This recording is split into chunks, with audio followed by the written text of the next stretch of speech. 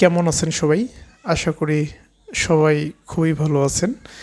এখন গুরুত্বপূর্ণ একটি গাণিতিক সমস্যার সমাধান নিয়ে আলোচনা করব, যেটি সোনালী ব্যাংক লিমিটেড অফিসার 2018 এর নিয়োগ পরীক্ষায় এসেছিল। গত ক্লাসে এই গাণিতিক সমস্যাটির সমাধান আমরা দেখেছিলাম ভেনচিত্র পদ্ধতির মাধ্যমে।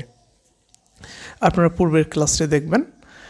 তো সেই ক্লাসে আমি বলেছিলাম যে এই গাণিতিক সমস্যাটির সমাধান আমরা দুইভাবে করতে পারবো। একটা হচ্ছে এই ভ্যানচিত্রের সাহায্যে, এবং এখানে যে একটি সূত্র রয়েছে সেই সূত্রটাকে প্রয়োগ করে আমরা এই গাণিতিক সমস্যাটির সমাধান করেছিলাম। আরেকটা কথা বলেছিলাম যে এটিকে অন্যভাবেও সমাধান করা যায় কোনো রকম সূত্রে না ফেলিয়ে, সেটা আজকে আমরা দেখব।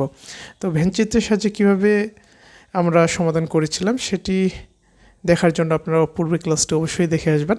আর আজকে আমরা দেখব কিভাবে সূত্রে না প্রয়োগ করে আমরা খুব জেনারেলি খুব সহজেই এই গাণিতিক সমস্যাটির সমাধান কিভাবে করতে পারবো সেটা দেখব আজকে।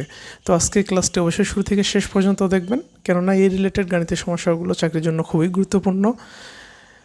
তো আজকের ক্লাসটি যদি মনোযোগ সহকারে দেখেন এবং বুঝতে পারেন, তাহলে আশা করি এই রিলেটেড গাণিতিক সমস্যার সমাধান করতে আর আপনাদের সমস্যা হবে না। তো এখানে এই গাণিতিক সমস্যাটিতে কি বলেছে, in a class of 78 students, বলছে কি 78 জন ছাত্রছাত্রীর একটি ক্লাসে 41 আর টেকিং ফ্রেন্ডস, অর্থাৎ 41 জন ফ্রেন্ডস কোর্সে অংশগ্রহণ করে। 22 আর টেকিং জার্মান, 22 জন হচ্ছে জার্মান কোর্সে অংশগ্রহণ করে। Of the students taking French or German, বলছে কি ওই ছাত্রছাত্রীগুলোর মধ্যে যারা ফ্রেঞ্চ এবং জার্মানে কোর্সে অংশগ্রহণ করেছে তাদের মধ্যে 9 আর টেকিং বোথ কোর্সেস, 9 জন উভয় কোর্সেই অংশগ্রহণ করেছে।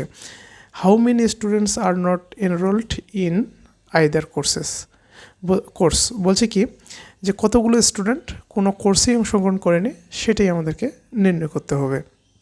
তো চলুন যাওয়া যাক। পূর্বের ক্লাসে আমরা ভ্যানচিত্রের সাহায্যে সমাধান করেছিলাম, আজকে আমরা খুব জেনারেল পদ্ধতিতে ব্যবহার করব। তো এখানে এই গাণিতিক সমস্যাটিকে সুন্দরভাবে বোঝানোর জন্য আমি একটা চিত্রের মাধ্যমে আপনাদেরকে একটু বোঝানোর চেষ্টা করি প্রথমে, তাহলে আপনারা সহজে বুঝতে পারবেন। এখানে টোটাল স্টুডেন্টস কত, 78 স্টুডেন্টস, তাই না? এই টোটাল যে এই যে আয়তক্ষেত্র যেটি দেখতে পাচ্ছেন এটাকে দিয়ে আমি প্রকাশ করলাম যে 78 স্টুডেন্টস। টোটাল স্টুডেন্টস কত, টোটাল স্টুডেন্টস হচ্ছে 78 জন। এখন বলছে ফ্রেঞ্চ কোর্সে অংশগ্রহণ করে কতজন, 41 জন।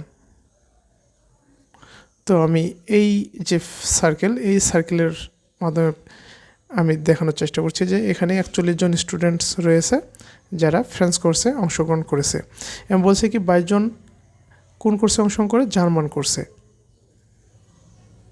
এই যে এই সার্কেলের দ্বারা আমি প্রকাশ করলাম যে এখানে 22 জন স্টুডেন্টস যারা জার্মান কোর্সে অংশগ্রহণ করেছে, ঠিক আছে? এটা হচ্ছে ফ্রেঞ্চ, এটা হচ্ছে জার্মান। বলছে যারা ফ্রেঞ্চ এবং জার্মান কোর্সে অংশগ্রহণ করে তাদের মধ্যে 9 জন জার্মান এবং ফ্রেঞ্চ এবং জার্মান উভয় কোর্সে অংশগ্রহণ করে। তো এই যে 9 জন, এই যে টোটাল হচ্ছে স্টুডেন্ট 78, এটা টোটাল ফিগার। এই টোটাল চিত্র দিয়ে, অর্থাৎ এই যে আয়তক্ষেত্র যে মিডলের যে অংশটা, এটা এই যে টোটাল অংশ দিয়ে বোঝানো হচ্ছে 78 স্টুডেন্টসকে, ঠিক আছে?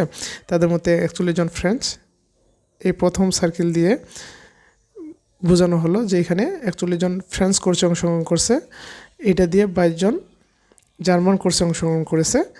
বলছে কি যারা ফ্রেঞ্চ এবং জার্মান কোর্সে অংশগ্রহণ করছে তাদের মধ্যে 9 জন হচ্ছে উভয় কোর্সে অংশগ্রহণ করছে।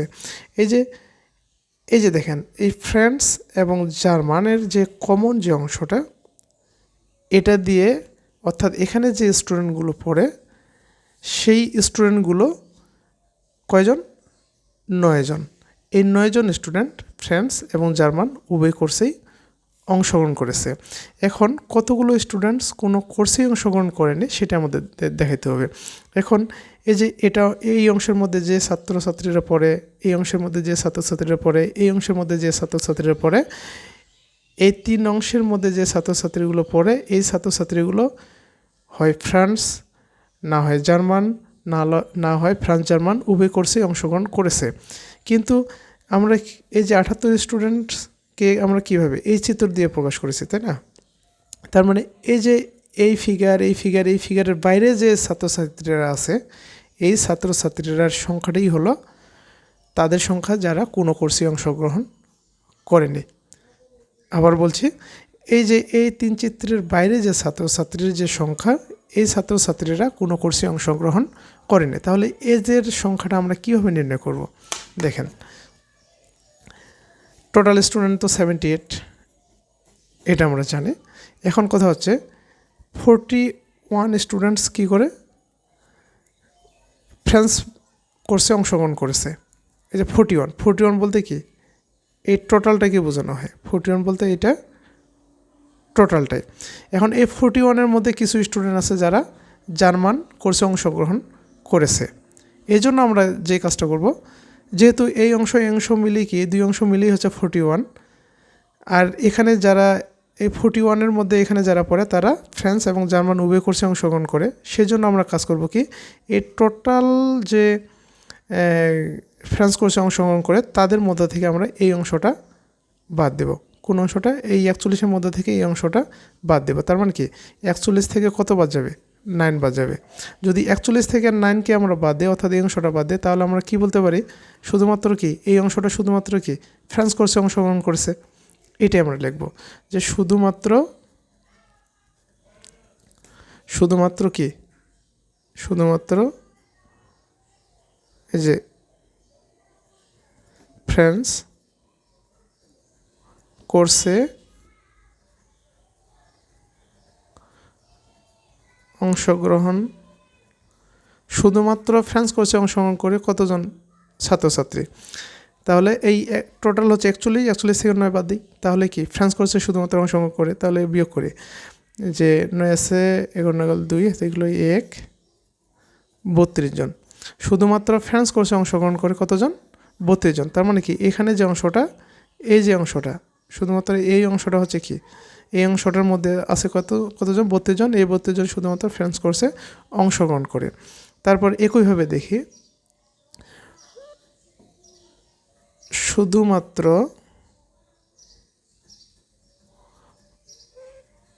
জার্মান কোর্সে অংশগ্রহণ করে। দেখেন এই যে টোটালটা হচ্ছে কি জার্মান কোর্সে অংশগ্রহণ করে, তাই না? আর টোটালটা হচ্ছে এই যে টোটাল যে ফিগারটা এটা দিয়ে বোঝানো হয় কতজনকে? 22 জনকে। এখন এই 22 জনের মধ্যে এই যে অংশটা এই অংশটা কি উভয় কোর্সে অংশগ্রহণ করে ফ্রান্স এবং জার্মান। তাহলে কি টোটাল 22 থেকে আমরা এই অংশটা বাদ দেব। এই অংশ বলতে কি 9। তাহলে 22 থেকে 9 জনকে বাদ দিলে শুধুমাত্র আমরা কি পাবো?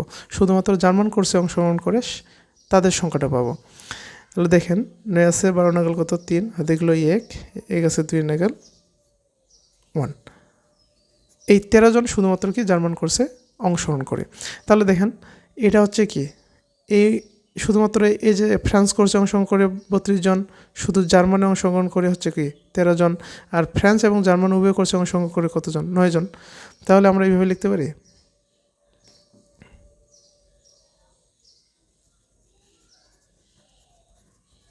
শুধুমাত্র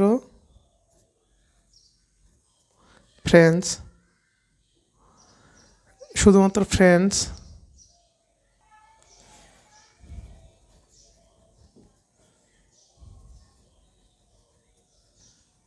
শুধু জার্মান শুধু ফ্রান্স শুধু জার্মান এবং উভয় কোর্সে অংশগ্রহণ করে এমন ছাত্রছাত্রীর সংখ্যা কতজন? দেন শুধু ফ্রান্সে অংশগ্রহণ করে কত? 32 জন। জার্মানে অংশগ্রহণ করে জার্মান কোর্সে 13 জন, এবং উভয় কোর্সে ফ্রান্স এবং জার্মান উভয় কোর্সে অংশগ্রহণ করে কতজন? 9 জন। অর্থাৎ এই যে এখানে যোগফল যেটা পাবো 9 3 12 12 9 3 12 12 দিয়ে 14, 14 4 হাতে গেলো 1 2 2 3 5। এই যে 54 জন স্টুডেন্টস কোনো না কোনো কোর্সে অংশগ্রহণ করে এবং উভয় কোর্সেও অংশগ্রহণ করে। তাহলে এটা এই তিন ফিগারের মধ্যে যে যারা কোনো না কোনো কোর্সে অংশগ্রহণ করে তাদের সংখ্যা হচ্ছে কতজন? 54 জন। তাহলে এখন দেখেন কোনো কোর্সেই অংশগ্রহণ করে না, তার মানে কি এই টোটালটা থেকে যদি এই 54 জনকে বাদ দিই, অর্থাৎ টোটাল ফিগার থেকে যদি এই অংশ বাদ দিই, তাহলে কি এই বাইরের অংশটা পাবো যারা কোনো কোর্সে অংশগ্রহণ করে না। তাহলে এখন আমরা যেটা নির্ণয় করব, হ্যাঁ, কোনো কোর্সেই অংশগ্রহণ করেনি এমন ছাত্রছাত্রীর সংখ্যা হবে কত? এই যে টোটাল স্টুডেন্ট হচ্ছে কি 78 থেকে এই 54 জন কি কোনো না কোনো কোর্স অথবা উভয় কোর্সে অংশগ্রহণ করেছে, তাই না? তাহলে এই 78 থেকে, অর্থাৎ এই টোটাল স্টুডেন্ট থেকে যারা কোনো না কোনো কোর্সে অংশগ্রহণ করেছে তাদের সংখ্যাটা বাদ দিলেই আমরা কি পাবো? যারা কোনো কোর্সে অংশগ্রহণ করেনি, অর্থাৎ এই যে বাইরে যে ফিগারে যে ছাত্রছাত্রীগুলো অবস্থান করছে তাদের সংখ্যা। তাহলে 8 থেকে 4 বাদ দিলে 4, 5 7 থেকে 5 বাদ দিলে 2, এই 24 জন। তাহলে এই গাণিতিক সমস্যাটির অ্যান্সার হচ্ছে কি সি, অপশন সি, অ্যান্সার হচ্ছে 24 জন। আশা করি বুঝতে পেরেছেন সবাই। বুঝতে না পারলে কমেন্টে জানাবেন, আমি আবারও বুঝিয়ে দেওয়ার চেষ্টা করব। আর আমার এই ক্লাসগুলো যদি ভালো লেগে থাকে তাহলে অবশ্যই ফেসবুক থেকে বিবি ম্যাথ একাডেমি ফেসবুক পেজটি ফলো করবেন, লাইক কমেন্ট শেয়ার করবেন একটু, এবং ইউটিউবে বিবি ম্যাথ একাডেমি ইউটিউব চ্যানেলটি সাবস্ক্রাইব করে দেবেন। ধন্যবাদ সবাইকে। আবার দেখা হবে পরবর্তী ক্লাসে।